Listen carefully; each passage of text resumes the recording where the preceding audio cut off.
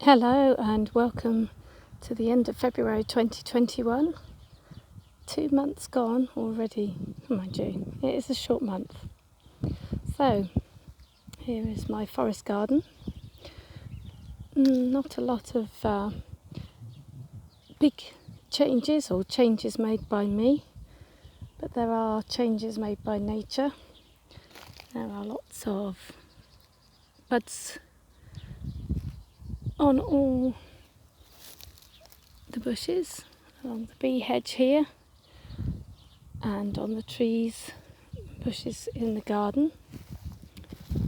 There are one of my favourite flowers, daisy, coming up in the grass.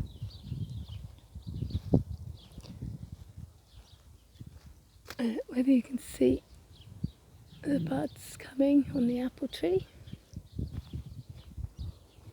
Over there in the tyres, the garlic is coming up. Actually, I'm going to just step back and stop here. I wanted to say thank you to all the people who watch this garden video. And last month I had a question on a comment made on a Facebook group, Love Food Forests. So I'm going to answer Emilie from Belgium's questions. Hi Emilie. And she wanted to know what plants were on my edible food plant wish list from last month. So I'm not going to go through all the plants this time, but I will talk about the trees and shrubs that were on that list. I was stopped because I can show you some of them. So on my list I had a mulberry bush. Here it is. It's looking quite strong. Nothing's broken off. It can be fragile. There were 2 mulberries on it last year. Hopefully we'll get a few more this year. Another plant was chokeberries, and I have a chokeberry here and another one there. They're both red chokeberries, and I fancied having both the red and the black. So I also have the black chokeberry here and another one over there. I wanted a medlar because that's a really old traditional fruit. So here's my medlar tree, a very recent addition to the garden. Hopefully it's going to be happy there. Quince was on the list, and I know that quince grows really well in this region. And here's my quince. I wanted more elderberries. I only have one elderberry there, so I have another elderberry over here, and some more just naturally occurred over there, which is really nice. Plenty of elderflowers, elderflower cordial, plenty of berries for jam in the autumn. I have a cherry tree. I had a cherry tree originally, which is there, and it didn't ever produce. And then when I started looking into everything, it was because it needed a friend. So we have a little cherry tree behind it, and we have another cherry tree here. So hopefully now I've got 3 of them, they really will produce a little bit more. What else? Honeyberry. Here's a honeyberry. And you can see it's got lots and lots of buds on it this year. And I did get another one, which is just in this patch here. Quite hard to see them all this time of year.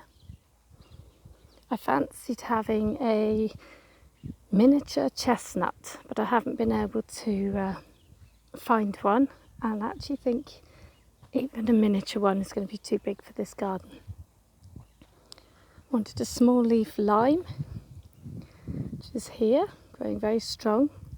So with a small leaf lime you can eat the young leaves throughout the whole year in salad, and you can obviously make tisane as well from the seeds later on.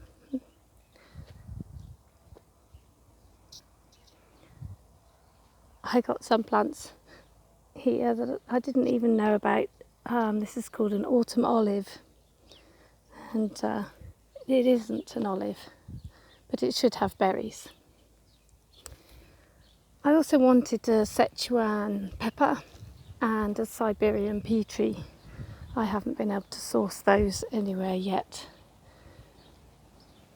but I haven't done bad. I don't know whether I've missed anything out. Oh, fig. I really wanted a fig, which is a bit dodgy here because of the cold winters. But I do have one at the front of the house on the south facing wall. I'm just going to check my list, see if I've forgotten anything. Oh, bamboo. I wanted edible bamboo. So far we've got some bamboo, but it's not edible. It's around the other side of the polytunnel. There it is. Should grow to a good height there, but it's a non-spreading variety. And I'm not sure the garden is really big enough to have proper bamboo shoots. You can see into the polytunnel. There are a few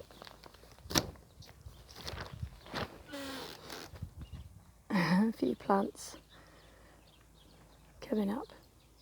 Anyway, I hope, Emilie, that's answered some of your questions. I will write the list in the notes for the show as well. And I will talk about more edible perennials sometime in the spring. I will show you this patch over here. So just suddenly started coming through, and these are daylilies, and they have edible, very tasty flowers. So I'm looking forward to that crop. And that's it, and as you can see, we're having a few very warm sunny days at the moment. So thank you for joining me, and I'll see you in a month's time.